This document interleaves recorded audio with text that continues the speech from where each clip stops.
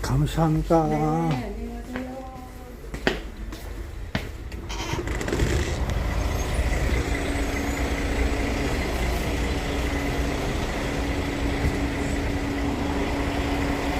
네, 충청남이와 아궁역에서 잘 먹었어요.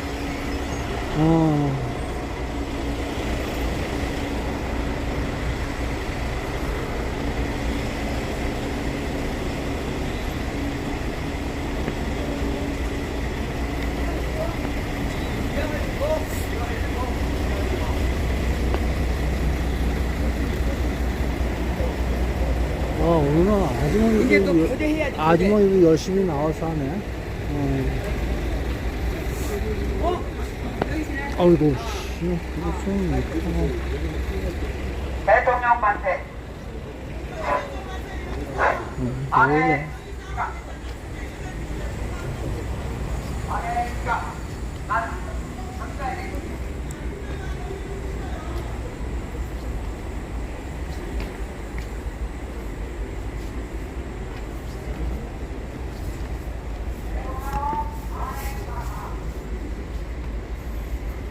그냥 스탠드 브라더에서 나오네. 빵거리야. 빵거리 나왔다.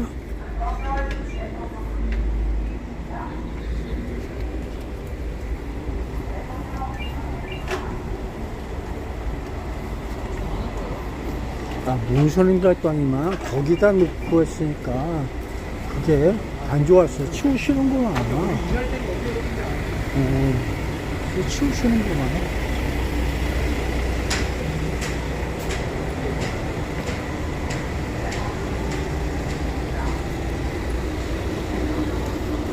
여기 나와 계시네? 너무 소중한데. 저기 아무것도 없네. 그냥 눈썹이, 여기만 있지? 아무것도 없어.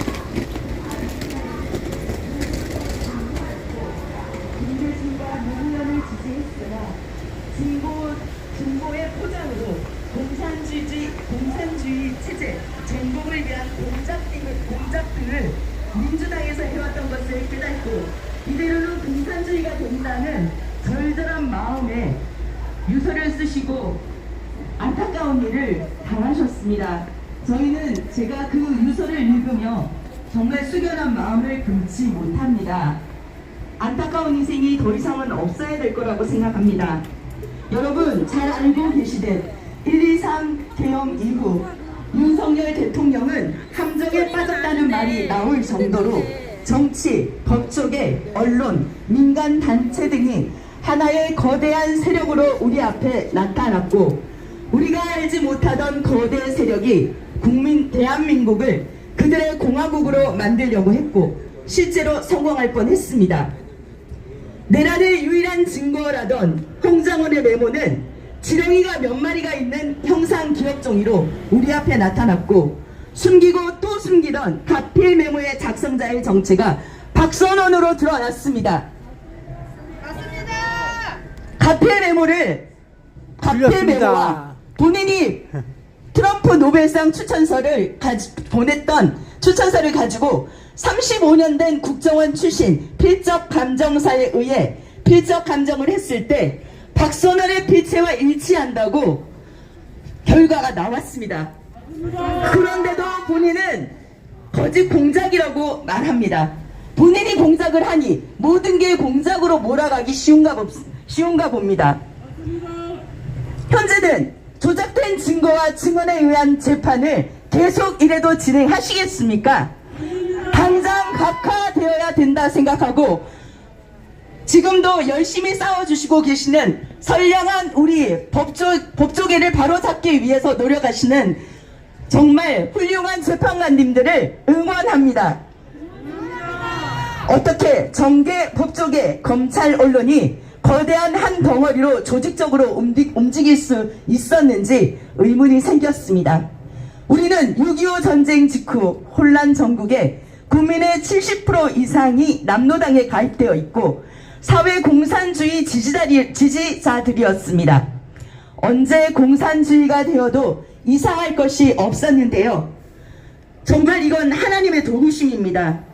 가정부 개정하라 그래. 미국에서 미치광이라고 잡아야 되는 일컫던 이승만 대통령이 초대 대통령이 되어 국가 그래야지 국민이 안보를 안전해. 미국의 협조를 이끌어서 이렇게 주한미군을 주둔시켜 우리가 전쟁 없는 나라로 평화롭게 살 수 있게 되었습니다.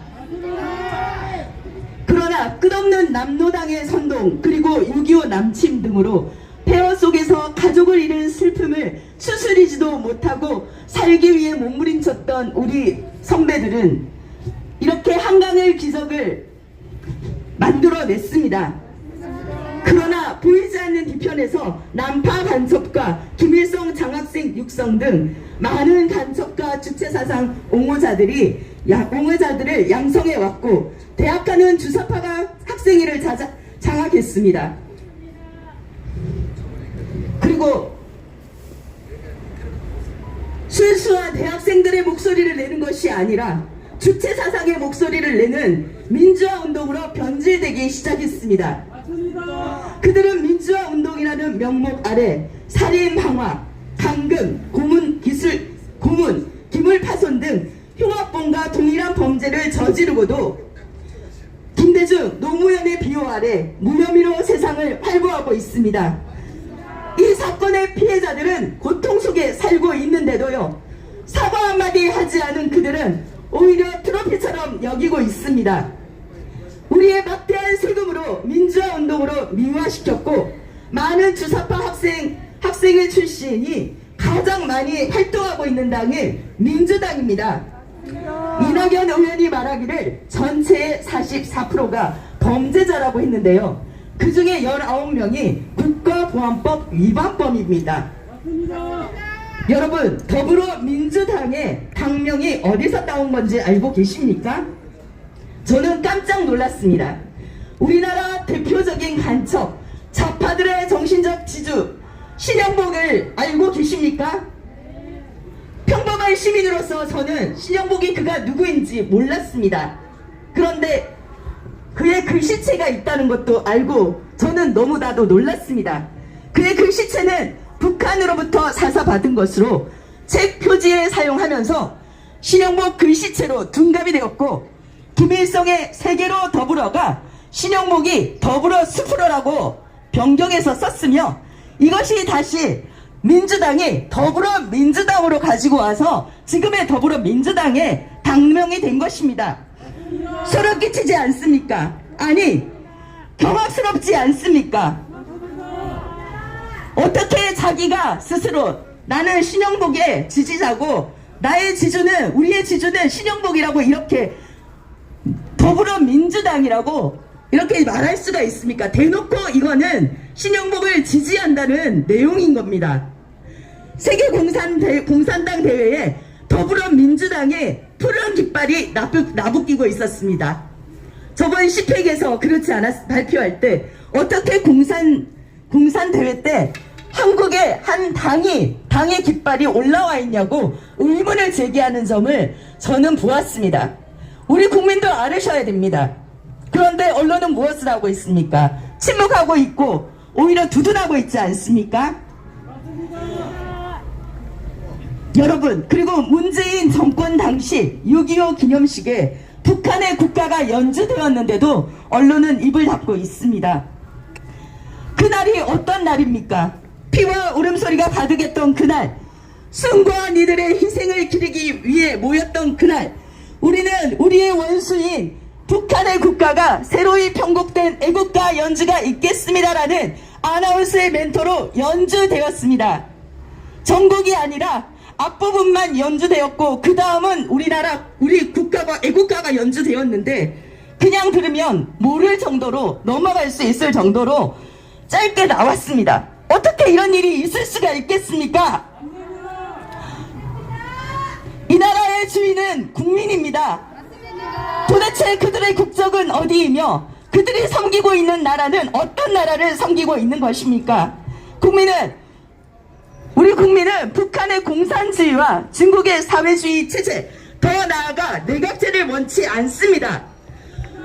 홍콩과 같이 눈뜨고 사유를 빼앗길 수 없습니다. 지난 주말 찬성 집회 진행 라이브 댓글을 보고 저는 제 눈을 의심했습니다. 홍콩과 같이 만들자. 크크. 여러분, 홍콩이 어떻게 되었습니까? 지금 유일 야당이던 야당이 해체되고 한 당만 남았습니다. 이게 바로 공산주의 아닙니까?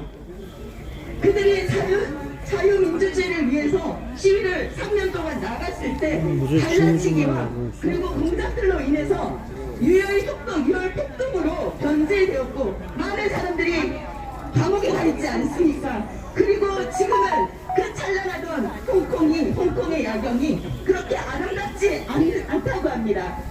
이게 바로 무엇입니까? 우리의 자유를 빼앗기고 난 그 모습이 우리가 거울로 보여야 될 내용이 아니겠습니까?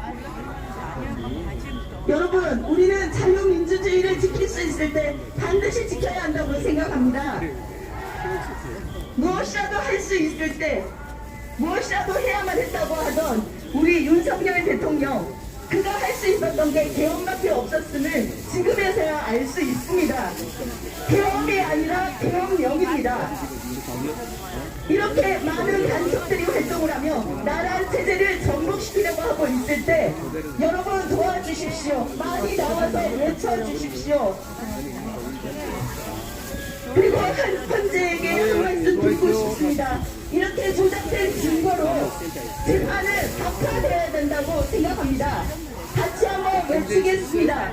탄핵 박하! 탄핵 박하! 아, 유영아 의원 갔어요. 탄핵을 박하하라! 감사합니다. 그저 말이야. 근데 아주 그냥 철저하게 독하게 그게 본인이 생각이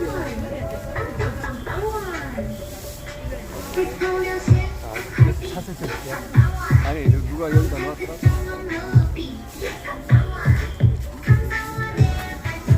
죄송합니다.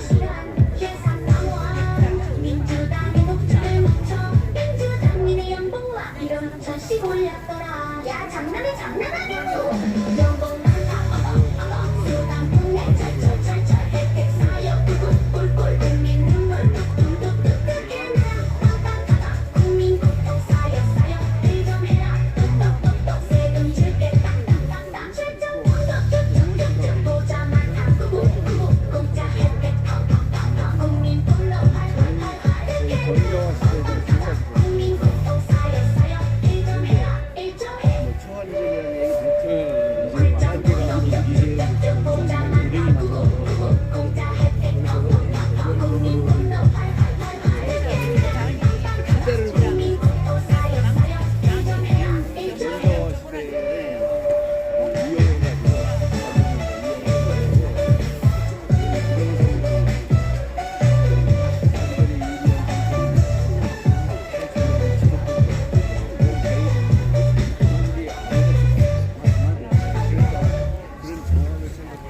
저 뭐 좀 여쭤보려고 하는데요. 뭐 좀 여쭤보려고요. 그 박근혜 대통령 때 AF에서 지원법을 해서 통과된 게 있죠. 세계선거기관협의회 지원 법률안. 안녕하십니까. 모르겠어요. 근데 예, 그래서 통과된 게 있는데 그것 좀 어떻게 해체가 폐지시켜 갖고 없애올 수 없나요? 세계선거기관협의회 지원 법률 예예 예, 박근혜 대통령 때에서 국회하고 같이 했어요. 그거 좀 폐지시켜줬으면 해서 그러고요. 그 부정선거에 대해서 예, 알겠습니다. 예, 그런데 알고 있는데 요즘에 들어서 말씀을 안 하시길래 답답하기도 하고 안타깝기도 합니다. 비상계엄은 대한민국 헌법에 명확히 규정된 대통령의 고유 권한입니다. 감사원의 대통령께서는 거대 야당의 반국가적 행보를 예예. 근데 선거 그거는 뺐어요. 예예. 그래서 여쭤봤어요 한번. 경력만이 투입되었고 예예. 감사합니다. 좀 부탁드리겠습니다. 그리고 그게 지금 대한민국의 사단법인체로 있는데 형식이 그 사단법인이 어느 주무관청인지 그거 확인해서 그것도 좀 폐기시켜 주세요. 감사합니다. 다수의 국회의원들을 끌어낸다는 것이 현실적으로 가능하다고 보십니까? 논란이 되고 있는 홍장원의 메모와 관련해서 국립과학수사연구원의 35년 경력 감정인이 분석한 결과 해당 문서는 박선원의 필체와 동일하다는 결론이 이미 나와 있습니다. 그러나 헌법재판소는 필적 감정 등 아무런 진위 확인 없이 이 문서를 증거로 채택했습니다. 구겨진 채 버려졌다는 1차 메모를 해석할 수 있는 사람조차 없는 상황에서 이러한 오염된 증거로 대통령이 탄핵된다면 곧 헌법재판소 스스로가 공정성을 잃었다는 것을 증명하는 것입니다. 대한민국 법원 홈페이지 어린이 페이지에는 법관의 역할에 대해 이렇게 설명하고 있습니다. 법관이 하는 일은 무엇인가요? 법관, 즉 판사는 사람들 사이에 다툼이 있을 경우 법률에 따라 공정한 판단을 내리고 조정하는 역할을 합니다. 어떤 사람이 재판을 청구하여 진행되면 법관은 법과 양심에 비추어 누구의 주장이 옳은지 판단하는 일을 합니다. 법관이 되려면 무엇을 갖추어야 하나요? 공정하고 진실한 마음이 중요합니다. 법관은 공정하고 진실해야 하며 엄격한 직업 윤리가 요구됩니다. 헌법재판관에게 가장 중요한 덕목은 바로 공정성과 진실입니다. 어린이들에게 법관의 역할을 가르칠 때와 실제 어른들의 행동이 다르다면 우리 아이들은 무엇을 보고 배우겠습니까? 문영배, 이미선, 정계선 재판관님, 법과 양심에 따라 공정한 판결을 내려주시길 간곡히 부탁드립니다. 지난 18일 수요일에는 마은혁 판사에게 임시로 헌법재판관 지위를 부여해달라는 가처분 신청이 헌재에 접수되었습니다. 그런데 민주당 이재명 대표는 최상목 권한대행을 향해 직무유기이며 현행범으로 체포할 수 있다고까지 발언했습니다. 마은혁 후보자는 누구입니까? 그는 판사로 임명되기 전 인천지역 민주노동자 연맹에서 마르크스 레닌주의를 기반으로 한 이론 교육과 선전활동을 주도한 인물입니다. 이처럼 공산주의 사상이 깊이 물든 사람을 헌법을 수호해야 할 중요한 요직에 앉힌다는 것이 과연 정당한 일이라고 할 수 있습니까? 국정을 운영하는 자리, 특정 이념에 치우친 사람이 아닌 자유민주주의를 지키고 공정과 정의를 실천하는 분들이 맡아야 합니다. 저는 대한민국의 자유와 정의를 지키기 위해 외치고 싸울 것입니다. 아직 망설이고 계신 분들께 간절히 호소합니다. 함께 대한민국을 지켜주시길 부탁드립니다. 끝으로 진실을 알리기 위해 함께 싸워주시고 힘써주신 모든 분들께 진심으로 감사드립니다. 조금만 더 힘을 모아서 자유 대한민국을 반드시 지켜냅시다. 감사합니다.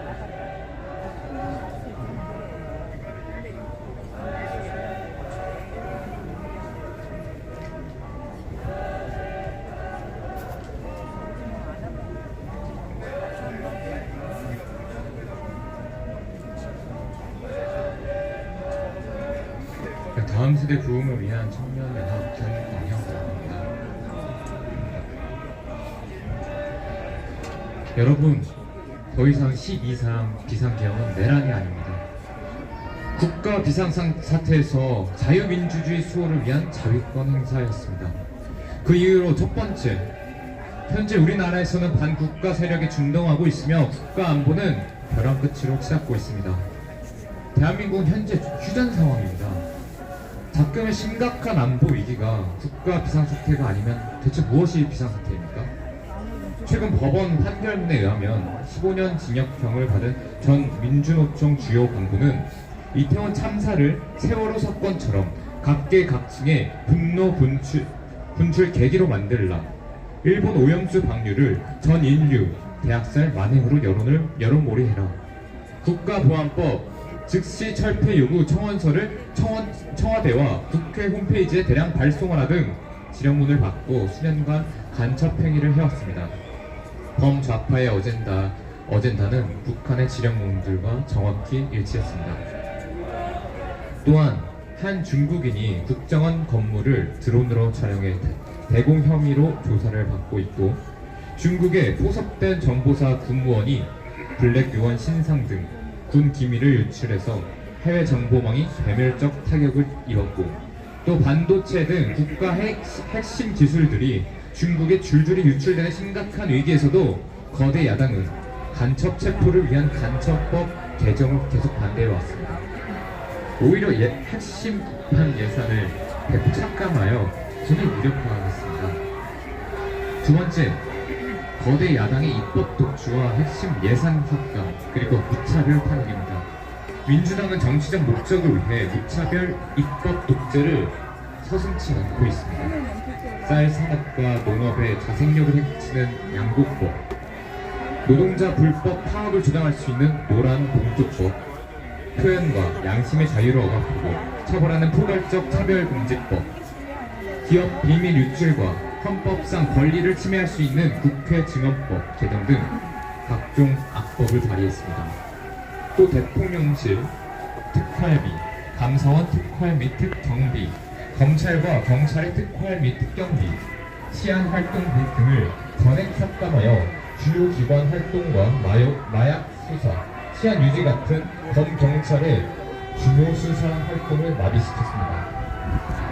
반면에 국회의원 자신들의 연봉은 1억 6천만 원으로 증액했습니다. 거대 야당은 자신들을 수사하는 검사, 중앙지검, 법무부 장관, 감사원장, 그리고 대통령과 대통령 권한대행 탄핵 등 유례없는 29번의 탄핵을 기대했습니다. 심지어 국회의원을 째려봤다고 봤다는 것도 탄핵 사유가 되었습니다. 쪽수로 밀어붙여 탄핵하고 겁박하는 것이 정녕 민주당이 말하는 민주주의입니까? 도대체 누가 내란을 저지르고 있습니까? 세 번째, 부정선거 의혹과 검증의 필요성입니다. 윤석열 대통령은 현재 최종 변론에서 북한의 대한민국 선거 개입을 진술했고, 중국 화웨이 기술이 부정선거에 이용됐다는 보도도 있었습니다. 사실이라면 대한민국의 안보와 자유민주주의가 중국 공산당과 북한 주사파들에 의해 붕괴되어 온 것이라고 할 수 있습니다. 마르크스는 공산당 선언에서 무조건 정권을 장악해야 한다, 레닌은 정권 장악에 도움이 되는 모든 것이 거짓일지라도 선이고 진리이다, 스탈린은 투표하는 자가 결정하는 것이 아니고 대표하는 자가 결정한다고 말했습니다. 공산주의자들은 정권을 잡기 위해 선거에서 수단과 방법을 가리지 않습니다. 최근 선거 결과에서 비정상적인 통계 수치와 재검표 현장에서 발견된 각종 수상한 투표지들, 선관위에 대한 공정한 판결을 방해하는 선관위원장직과 대법관, 법관들의 겸직제도, 그리고 선관위의 878건의 채용 비리 등 각종 심각한 비리들과 도덕적 해이해지는 그런 선거와 선관위에 대한 국민의 불신을 더욱 증폭시켰습니다. 선거는 자유민주주의의 핵심 근간이므로 부정선거 의혹, 검증 요구는 주권자인 국민의 마땅하고 합법적인 권리입니다. 마지막으로 현재 명함 경탁해 있는 모든 유도적 것임을 말하고 싶습니다. 윤석열 대통령에 따른 국회의원 사표 및 사살령으로 1월 1일 고소도 들어가 국회의원으로 끌어내라는 거대 야당이 주장한 내용들은 말조와 성명의 근거로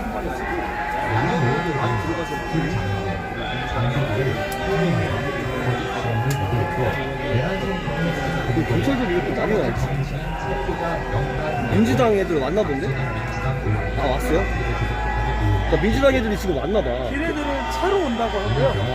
그 좌파 애들은 국회의원 따라 들어온다고 저기서 이렇게 행정이 오고 있어요. 여기 일로 지나가는 거야? 저기에 민주당은 기자회견장으로 담아주잖아요. 근데 얘 기자회견장이 아니라 기자회견장. 저쪽에서 민주당 국회의원들이 기자회견 들어오겠다. 그 뒤에 응원하러 깨트로 같이 들어오겠다. 아니, 저쪽으로 가면 되잖아. 여기는 한번 오겠다는 거야. 아, 진짜? 지난주에 이미 이 자리 뺏겠다고 선언을 했어요.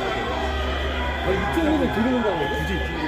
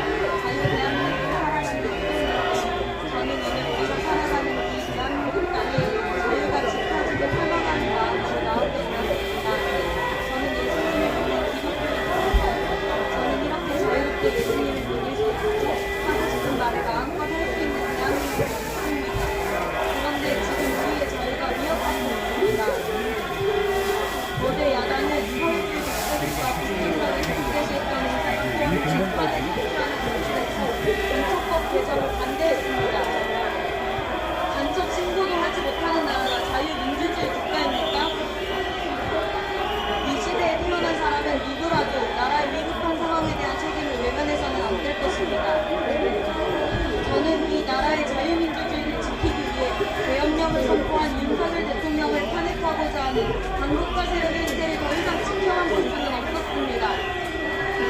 윤석열 대통령 탄핵은 한 사람에 대한 탄핵이 아닌 자유민주주의에 대한 탄핵입니다. 이것은 좌우에 대한 문제가 아니라 대한민국 국민의 문제입니다. 특히 저는 민주당을 만들고 민주당한 탄핵 심판에 대해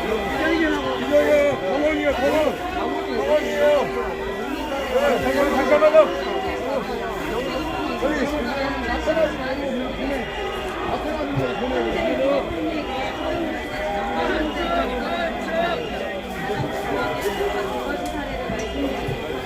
여기 다 오셨네.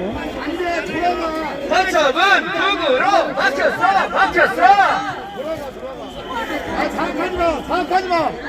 자극하지 마세요. 그냥 보내줘. 자극하지 마세요. 자, 돌아가세요. 여기 막혔어. 경찰들이 만약에 열어주면 돌아가. 말이 안 되는 거야.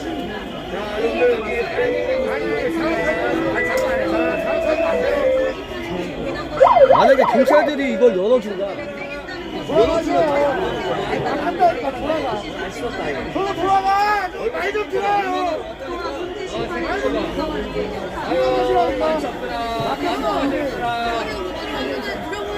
몸 조심해.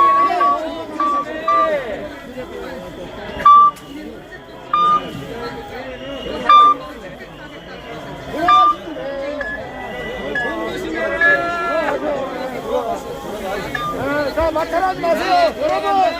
여러분, 자극하지 마세요! 그냥 돌아가면 이것들이 됩니다! 돌아갈 때 어디로 돌아가느냐고 봐야 돼. 돌아가! 안 돼! 돌아가! 네, 돌아가!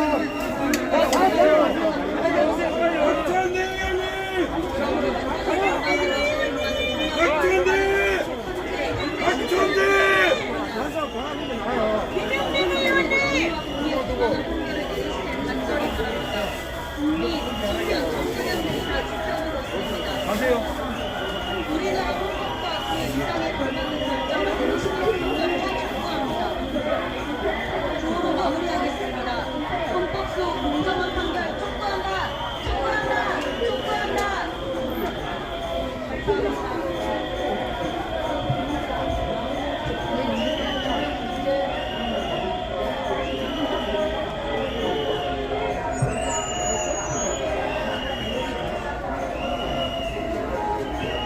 저 유튜버들도 먹고 살라고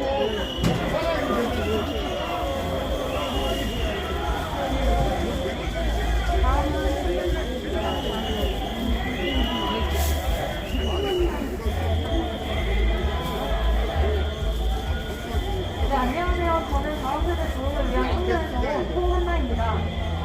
존경하는 국민 여러분, 그리고 헌법재판소 관계자 여러분, 저는 오늘 대한민국 헌법재판소의 공정성과 한국의 헌법재판소 간부관을 했습니다.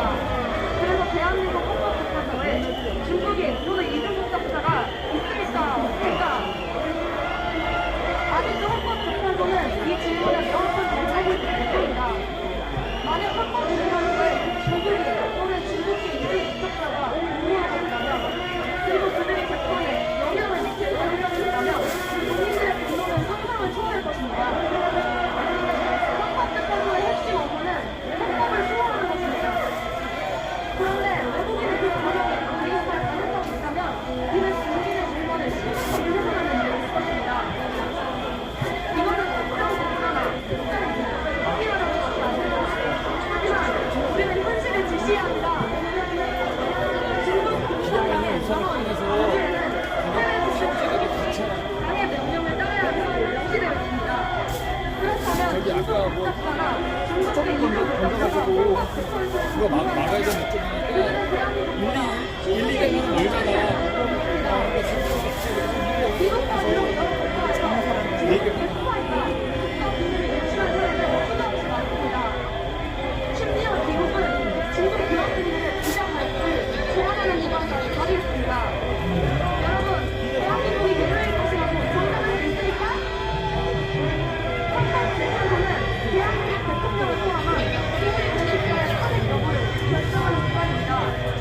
그렇기에 최고 수준의 보안이 유지되어야 하며 국민이나 모든 공무원의 시선은 철저히 확인되어야 합니다. 한재현 법무관은 현재 TF에 중국인이 없다고 밝히는 것은 적절치 않다면서 헌법연구원 명단 공개가 법적으로 금지되어 있다고 말하였습니다. 또한 헌법재판소의 채용 규정에는 이렇게 제한이 없다고 했습니다. 이 말은 무엇을 의미합니까? 헌법재판소에 외국인이 있을 수도 있고 이중국적자가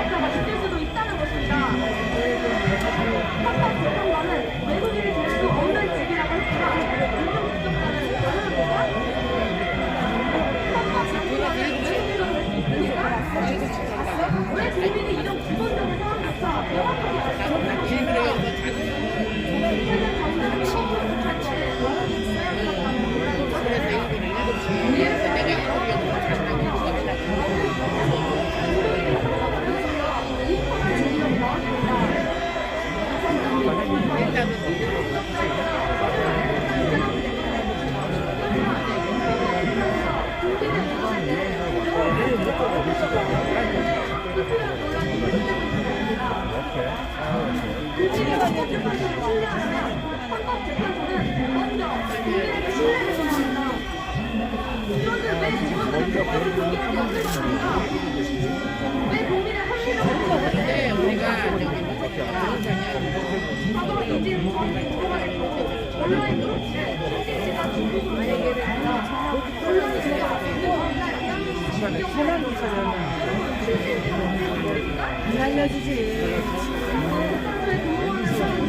중국 출생자가 있는지, 인종 분석자가 있는지 국민은 알 권리가 전혀 있습니다. 그들이 과거에 중국을 방문했는지, 북한과 접촉한 적이 있는지도 중요합니다. 헌법재판소가 이런 기본적인 사항부터 지킨다면 국민은 당연히 불신할 수밖에 없는 것입니다. 헌법재판소 내부에 중국계 인력이 있다면 그들이 대통령 탄핵 결정에 영향을 미치는 것이 용납될 수 있습니까? 만약 그런 인물이 없다면 헌법재판소는 없다고 명확하게 밝히면 됩니다. 만약 있다면 왜 채용했으며 국적 제한을 두지 않은 이유를 국민에게 설명해야 합니다. 본지의 취재에 따르면 헌법재판소는 외국인과 이중국적자 채용에 문호를 개방해 놓았습니다. 이것이 과연 정상적인 상황입니까? 이 정책이 문재인 정부 때부터 시작되었다는 점에서 일부러 외국인의 개임을 용인한 것은 아닌지 합리적인 의심이 듭니다. 헌법재판소는 지금이라도 즉시 모든 직원의 국적과 이중국적 여부를 투명하게 공개해야 합니다. 또한 대통령 탄핵 심판마다 TF를 구성하는 것이 중국의 개입 때문이 아닌지 의심하는 국민도 있습니다. 박근혜 대통령 탄핵 당시 TF가 구성되었고 8년이 지난 지금 윤석열 대통령 탄핵 심판에서도 똑같이 TF가 뿌려졌습니다. 그런데 그 TF의 구성원은 철저히 비밀에 붙여져 있습니다. 헌법재판관 8명의 신상은 공개되는데 판결문을 쓰는 헌법연구관의 신원은 왜 공개되지 않는 것입니까? 국적조차 밝히지 못하는 이유는 무엇입니까? 헌법재판소는 국민의 신뢰를 저버리지 말라! 국민이 헌법재판소를 불신하는 가장 큰 이유는 바로 투명성 부족 때문입니다. 지금 이 순간에도 헌법재판소는 국민의 의혹에 대해 명확한 답변을 하지 않고 있습니다. 헌법재판소는 즉시 모든 직원의 국적을 투명하게 공개하고 이중국적자 여부도 명확히 밝혀야 합니다. 대한민국의 헌법을 수호하는 기관이 외국 세력의 개입을 허용해서는 안 됩니다. 헌법재판소의 존재 이유는 오직 대한민국과 국민을 위해서입니다. 국민의 신뢰를 얻지 못하는 헌법재판소의 판결을 누가 인정하겠습니까? 헌법재판소는 더 이상 국민의 의문을 회피하지 말고 지금 당장 답하길 바랍니다. 저는 저를 키워주고 길러준 우리나라를 사랑합니다. 우리나라를 이끌어주고 지금까지 나와서 외쳐주시는 모든 국민들께 감사의 말씀 올립니다. 이상입니다. 예, 우리 청년들 너무 멋있죠? 예, 발언 하나하나가 저희 마음을 울리는 그런 발언을 해주셨습니다. 불의한 재판관에 대해서 더 저희가 자세하게 발언하겠습니다. 안녕하십니까. 오늘도 우리는 이른 아침부터 헌법재판소 앞에 나와 있습니다. 윤석열 대통령의 헌재 재판 과정을 통해 각종군의 오염된 계속된 번복된 진술과 홍장원의 지렁이 몇 마리가 그려져 있는 메모가 진화되어간 증거자료를 알고도 윤석열 대통령을 탄핵으로 몰아가려는 공정과 상식을 파괴하고 국민의 신뢰를 상실한 불의한 헌법재판관을 보게 되었습니다. 이 불의한 헌법재판관들을 윤석열 대통령 재판에 평이할 자격이 없는 사람들입니다. 불의한 재판관 중에 우리법 연구회 출신 3명이나 있고 마은혁 후보도 우리법 연구회 출신입니다.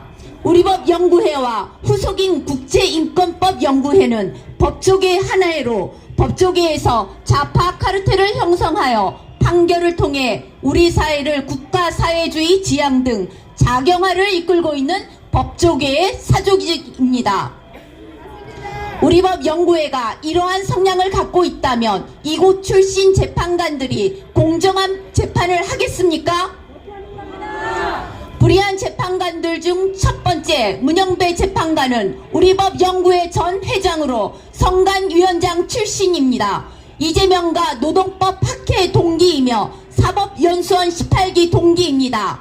같은 18기 동기인 정성호 더불어민주당 의원이 말하기를 18기 동기 중에서 이재명과 문영배가 가장 가까웠다고 CBS 박재홍의 한판 승부에 나와서 이야기를 할 만큼 이재명과의 친분 논란이 있습니다.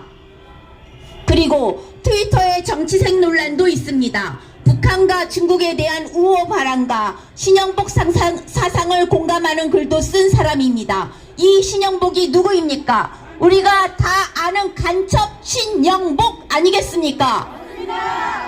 이런 문영배 재판관이 팔로우한 사람도 있습니다. 김호준, 민주당 인사들, 김재동, 이회수 같은 사람들입니다. 문영배는 자신 스스로 가장 왼쪽에 있는 사람이라고 말하였습니다. 자신의 블로그를 통해 유엔군 묘지에서 대한민국의 자유민주를 위해 타국에서 사나운 타국 젊은이들의 희생을 목도하고도 전쟁으로는 평화를 만들 수 없다, 완전한 통일이 될 수 없다 라는 글을 써서 유엔군의 희생을 폄하하였으며 북침론을 옹호하기도 했습니다. 이런 반대한민국적 사상, 반헌법적인 이념을 가진 자는 절대로 대한민국의 헌법을 판단한 자격이 되겠습니까? 문영배 재판관의 과거 판결 중에 국민의 상식에 맞지 않는 판결들이 다수 있습니다. 2021년 12월 23일 성폭력범죄특례법 30조 6항에 대하여 위헌 결정을 내렸습니다. 이것은 미성년 피해자 진술 영상 증거가 위헌이라는 것입니다.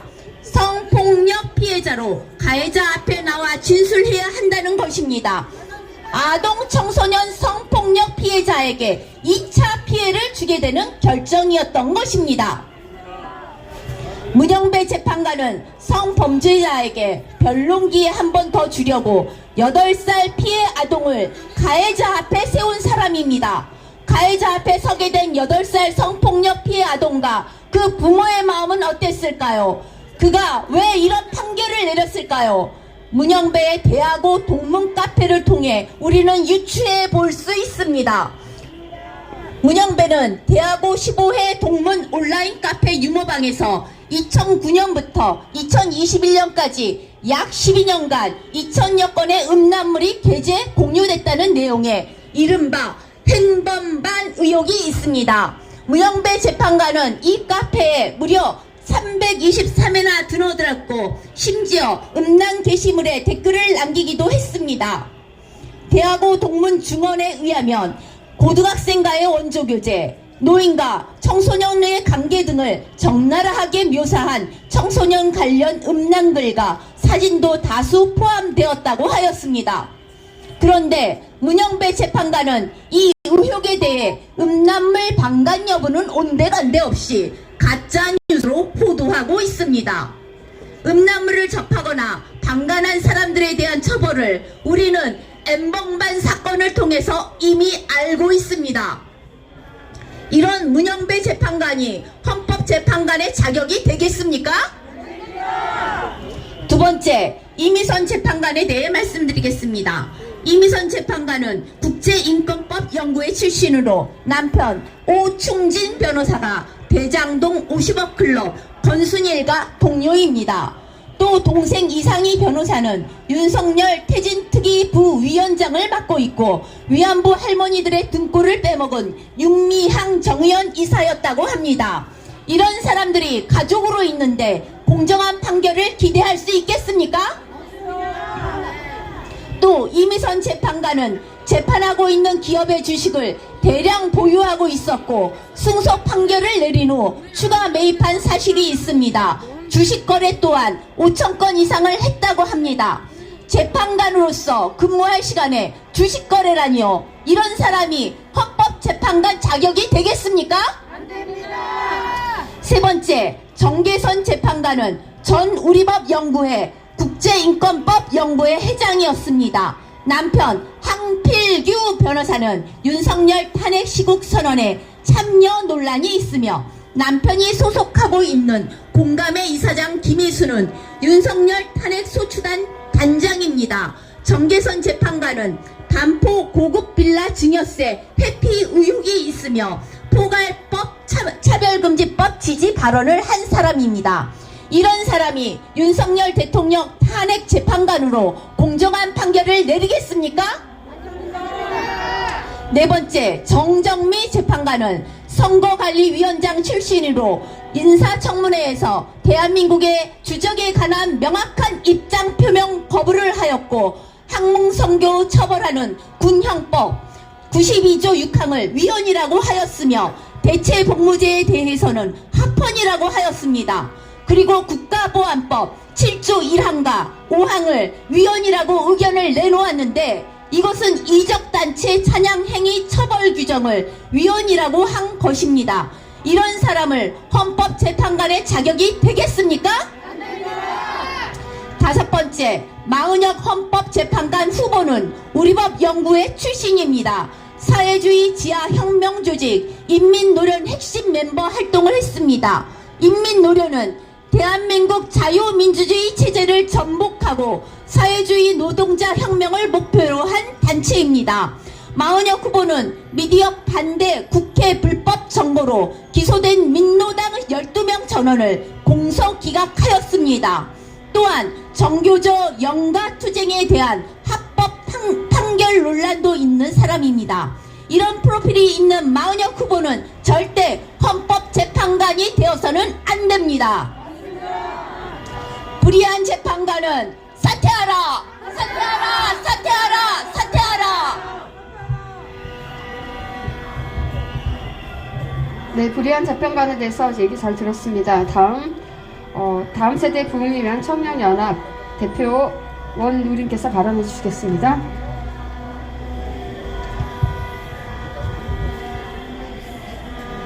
계엄령이 아니라 계몽령이었습니다.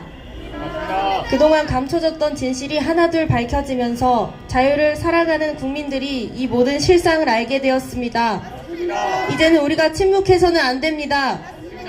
지금 대한민국이 절체절명의 위기에 처해 있습니다. 땅 한 평도 마음대로 살 수 없는 나라, 깡패 북한의 편을 드는 간첩이 곳곳에 스며들었고 심지어 간첩을 신고하면 처벌받는 법까지 만들어졌습니다. 간첩을 신고도 못하는 나라가 자유민주주의 국가입니까? 이 법이 통과되면 우리는 아무런 대책도 없이 무너지고 말 것입니다. 대한민국은 우리가 미처 깨닫지도 못하는 사이 김정은이 노동당을 이끌고 와서 접수만 하면 될 정도로 공산화가 진행되고 있습니다. 교육, 입법, 사법, 행정, 군사, 언론, 문화, 노동계까지 주사파 간첩들이 장악했습니다. 전교조는 교과서를 바꿔 우리 아이들에게 국민 주권 대신 인민 주권을 가르치고 있고 국회에서는 2년 동안 4천여 개의 공산화 법안을 발의했습니다. 사법부는 전 세계가 인정한 부정선거를 단 8분 만에 기각했고 경찰 조직은 좌경화되어 경찰 간부들이 대통령에게 항명하는 초유의 사태까지 벌어졌습니다. 이 모든 것이 우연입니까? 김여정의 말 한마디에 대북 전단 금지법이 제정된 나라, 이게 정상적인 대한민국입니까? 군의 기강은 무너지고 복무 중인 병사는 휴대폰을 사용하며 동성애까지 허용된 군대에서 과연 우리가 믿고 맡길 수 있는 군이 존재합니까? 북한군이 38선을 넘어오는데 무엇으로 그들을 막을 수 있겠습니까? 민노총은 미군 천수를 중장하고 있습니다. 더 충격적인 것은 대형교회 부목사들까지 민노총에 가입했다는 사실입니다. 언론은 이미 민노총 산하의 언론 노조가 장악하여 거짓 선동과 조작된 여론으로 또 한 번의 대통령 탄핵을 회책하고 있습니다. 그 결과 불과 100일 만에 미군 철수와 한미동맹 파기를 주장하는 세력의 지지율이 윤석열 대통령보다 2배나 높아지는 기이한 현상이 벌어졌습니다. 미군이 철수한 베트남은 공산화되었고 아프가니스탄은 탈레반이 점령했으며 우크라이나에서는 수많은 소녀들이 러시아군에게 강간당한 후 살해되었습니다. 그리고 우리는 잊지 말아야 합니다. 1949년 미군 철수 후 곧바로 6.25가 터졌습니다. 여러분, 우리는 지금 이대로 가만히 있어서는 안 됩니다. 이미 전국 1200개 이상의 읍면동에서는 시행 중인 주민자치는 마을 공산화를 위한 인민민주주의 제도입니다. 주민자체의 주민에는 중국인, 정교조, 민노총이 포함되지만 교회는 제외되었습니다. 대한민국의 주권은 중국에 팔려나갔고 이제 그들은 트랙터와 산악 시위대까지 중국인을 동원하여 투입하고 있습니다. 우리는 지금 무너지고 있습니다. 그러나 아직 늦지 않았습니다. 이 나라를 지킬 사람은 바로 우리 국민들입니다. 이제는 깨어나야 합니다. 나는 괜찮겠지 하다가 대한민국이 공산화되는 것은 한순간입니다. 이제 우리는 행동해야 합니다. 종북 세력, 친족 세력과 싸워야 합니다. 우리의 자유는 거저 얻어진 것이 아닙니다. 6.25 전쟁 때 대한민국은 공산화 직전까지 몰렸지만 미국과 유엔군이 피를 흘리며 싸워주었고 수많은 젊은 용사들의 희생으로 자유를 지킬 수 있었습니다. 그런데 지금 대한민국은 또다시 자유의 위기에 놓여 있습니다. 공산 세력은 더욱 교묘하게 사회 곳곳을 장악하며 자유민주주의의 가치를 무너뜨리려 하고 있습니다. 여러분이 침묵하면 이 나라는 자유를 보장받지 못하는 공산국가가 될 것입니다. 조국과 자유를 지키는 것이 우리의 사명입니다. 우리의 무관심이 대한민국의 운명을 결정짓게 해서는 안 됩니다. 자유는 공짜가 아닙니다. 피와 희생으로 지켜낸 것이며 이제 그 자유를 끝까지 지켜내는 것은 우리의 몫입니다. 대한민국 국민 여러분, 이제 우리는 행동해야 합니다. 우리의 자유는 우리가 지켜야 합니다. 감사합니다. 예, 너무 감사합니다. 지금 저희 상황이 굉장히 좋지 않은데요. 탄핵을 찬성하는 쪽에서 와가지고 저희가 심하게 항의를 하고 있습니다.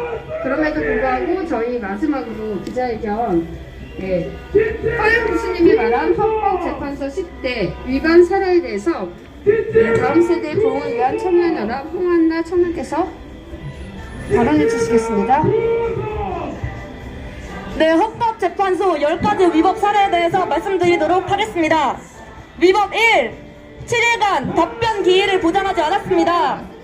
헌법재판소법에 따르면 피소추인 변호인단은 7일간의 답변 기일을 보장받아야 함에도 헌재는 이를 무시하고 소추 서류를 즉시 수신 간주로 처리한 뒤 공판 기일을 일방적으로 지정해버렸습니다. 이는 헌재법 29조를 위반한 것입니다. 위법 2. 변론기일 일방적 지정.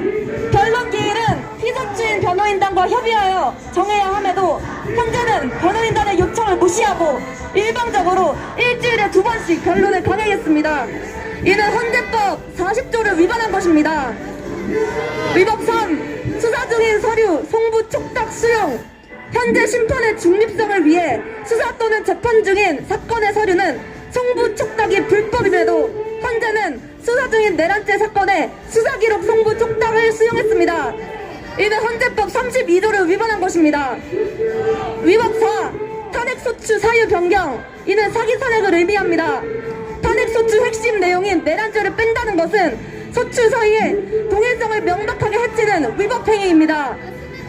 헌재의 사기 탄핵을 용인한 것이며 내란죄를 빼려면 탄핵소추안을 국회로 되돌려보내서 재의결을 요구해야 하는 것입니다. 이는 형사소송법 298조를 위반한 것입니다. 위법 5. 피소추인 중인 신문 참여권 박탈. 헌재는 피소추인에게 보장된 증인 신문 참여권을 박탈함으로써 법을 어기고 피소추인 방어권을 침해했습니다. 이는 형소법 163조를 위반한 것입니다. 위법 6. 번복된 증언 채택, 홍장원 메모 논란. 수사기관에서 진술한 내용을 재판에서 부인하면 증거로 채택할 수 없음에도 헌재는 이진우 수방사령관, 여인형 범접사령관, 김현태 701 책임단장 등 주요 증인의 번복된 증언을 그대로 채택했습니다. 또 진술이 계속 번복되고 진정성이 의심되는 홍장원의 메모에도 필적 감정을 통한 진위 확인 없이 증거를 채택했습니다. 이는 형소법 312조를 위반한 것입니다. 위법 7. 우리법 연구의 마은혁 재판관 임명 논란. 우리법 연구의 출신 마은혁을 급하게 임명하려고 하는 것은 헌재의 중립성을 의심하게 하는 것입니다. 가장 시급한 한덕수 권한 대행에 탄핵 심판을 제쳐두고 마은혁 임명만 밀어붙이는 것은 문양배 헌재소장 권한 대행의 목적 달성을 위함으로 보입니다. 위법 8. 한덕수 대행 탄핵안을 발표하지 않았습니다. 헌재 주적서는 대통령 권한 대행에 대한 탄핵안은 국회 제적위원 3분의 2, 200석 이상 찬성 의견을 보냈습니다. 한덕수 권한 대행 탄핵안은 요건이 부족해서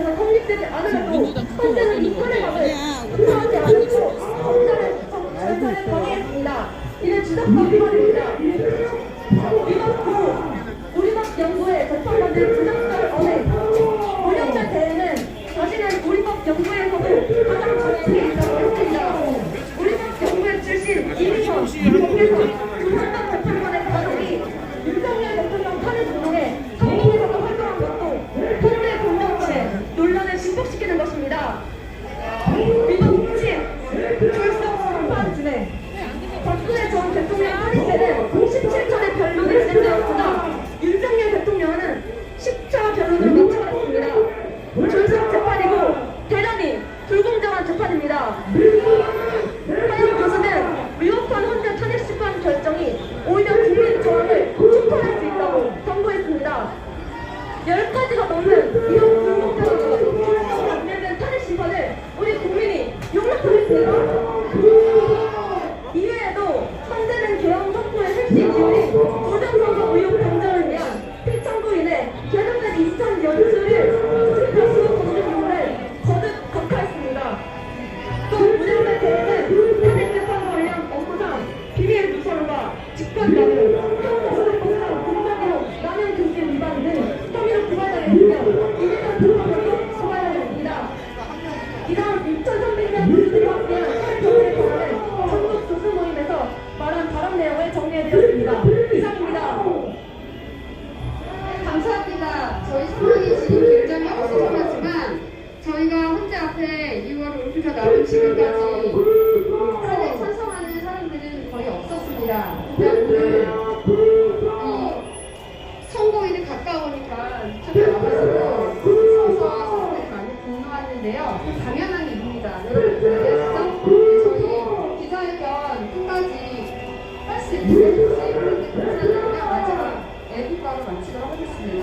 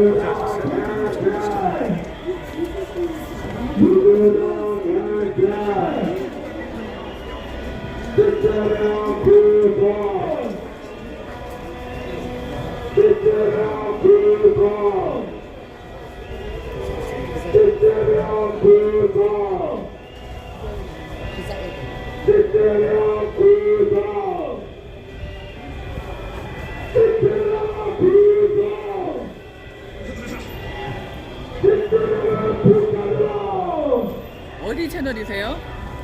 개인이요. 네? 개인. 개인이요? 예. 아, 채널 이름이 있을 거 아니에요? 홍한자 선자 홍한선. 홍한선? 예, 홍한선.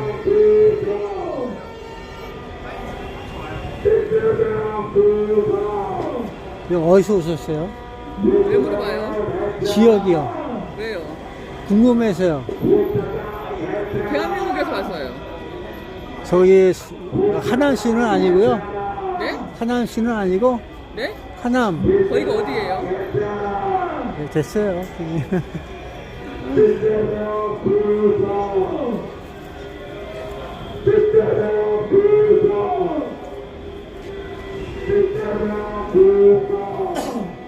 그냥 우시라고 그러는 소리야. 아.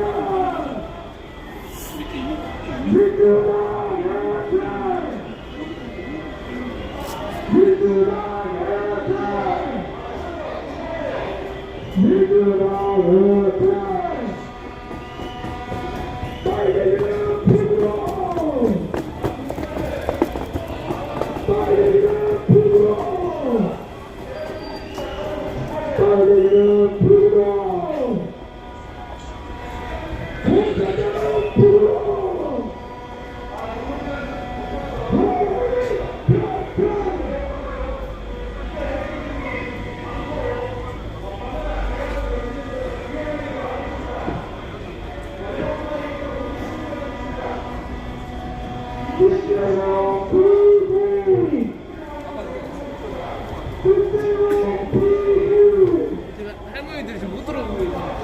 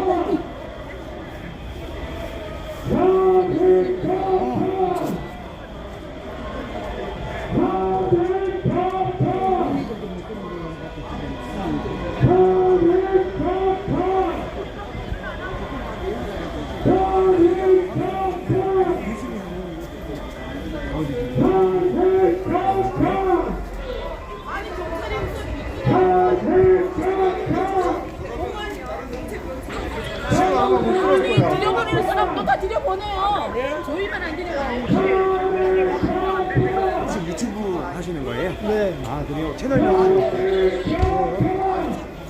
저는 자유파 40대거든요. 아, 채널명이 어떻게 되시나요? 구독, 좋아요 눌렀는데, 홍한자, 선자, 홍한선. 홍한선님이세요? 예.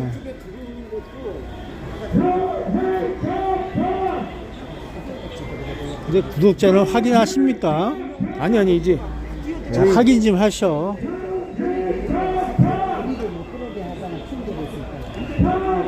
교회 다니시나봐요. 하나님 사랑 맞아요? 아닌가 다른 분인가? 너무 많은 걸 알려고 하지 맙시다. 궁금한 게 많으면 그냥 유튜버라고 해서 그냥 보시면 되지. 근데 안 나오니까. 안 나와요? 예예. 홍한선이라고. 아예 저 다시 한번 여기 계시지 마시고 기자회견 장소로 아, 예, 가세요. 예, 움직이겠습니다. 기자회견 하신다고 했죠? 네네네. 기자회견 장소로 들어가세요. 이거 맞아요? 예, 맞아요. 아 그리고 근데 촬영 중이신데 라이브가 아니시네요? 녹화. 녹화하신다고요? 예. 선생님 여기 어떤 목적으로 오신 겁니까? 저거 찍으려고. 어떤 거? 열심히 보잖아. 여기 안 돼요. 여기는 인도상이고 혼자 가니까 있죠. 선생님 인도상 혼자 열정 나오시죠. 나가라고요? 나오셔. 왜 여기 있으니까 다투시고 하시잖아요. 아, 지금 나가서. 다투시니까 다투는 게 아니라 저 유튜버 가르쳐달라고 나가셔. 가르쳐 주는 거지.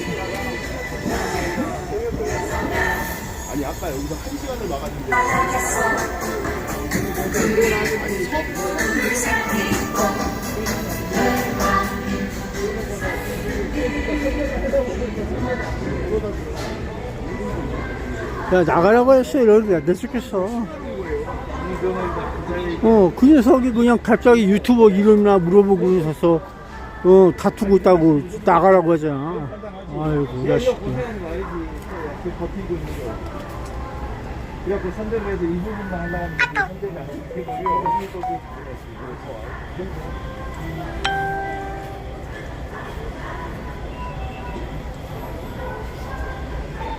여기서 계속 계실 겁니까? 아니, 저거 좀 찍으려고 했더니만. 혼자 판다고 해서 내부라고 나서. 좀 더 넓은 데 가셔서 하셔. 아, 저거 좀 찍으려고 했더니만 자꾸 내부래셔.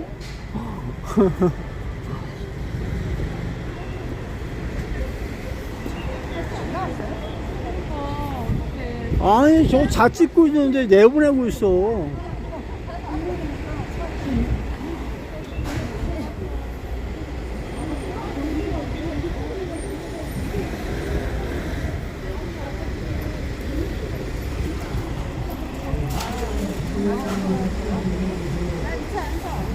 근데 누가 온 거예요? 모르겠어요. 민주당 의원들이 와서. 아, 민주당 의원 온 거예요? 아, 저 찍으려고 했더니만 뭔지 몰라서 찍으려고 했더니 내보내고 있어요.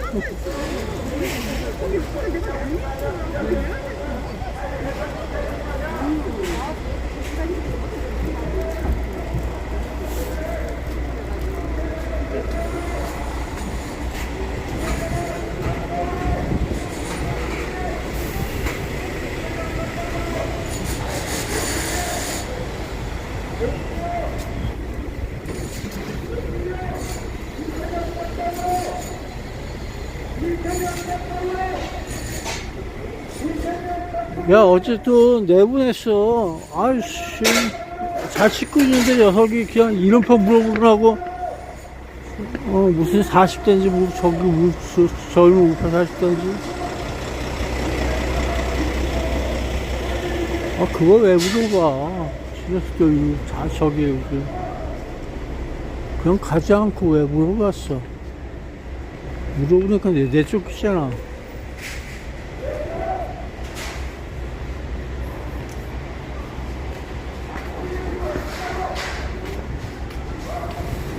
내보내니까 또 가야지. 어떻게 해요. 가라고 하니까 가야지. 내보내니까 또 가야지. 저 여기 소리. 죄송합니다. 이재명 깜빡으로 경찰 민주당의 불법 집회 기자회견 끝났으면 해산시켜야 될 거 아니야? 어디 경찰이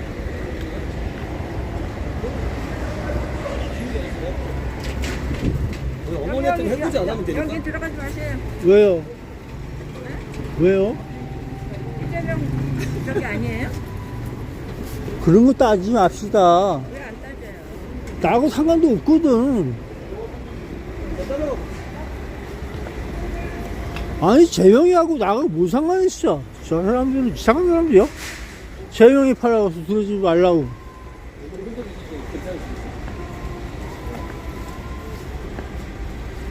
여기 종북 좌파 CCP 중국 공산당 아웃이라고 적고 있구만.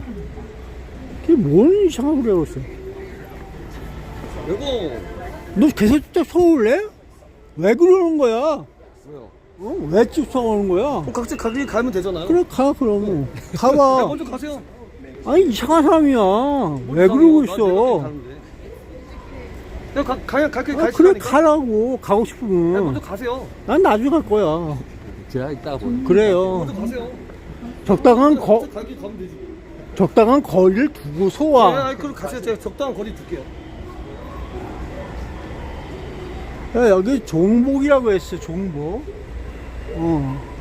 저런 자식은 누구 쫓아오는지 몰라도 재밌어. 그까는 안면이 없는 사람이야. 한마디로 해서. 내 정신에 기억이 안 죽기 때문에 그래.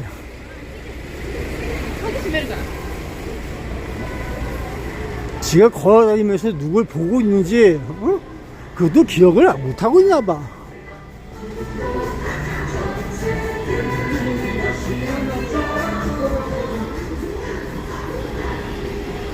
나 여기 저기 찍어올 거야.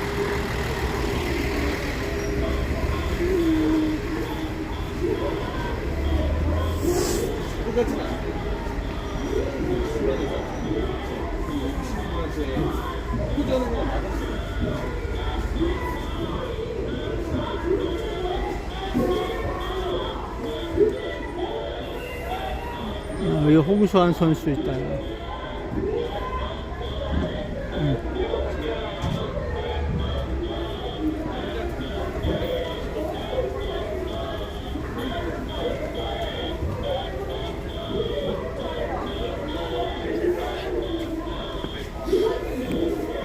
계속 그러면 너 나중에 잘 맞는다.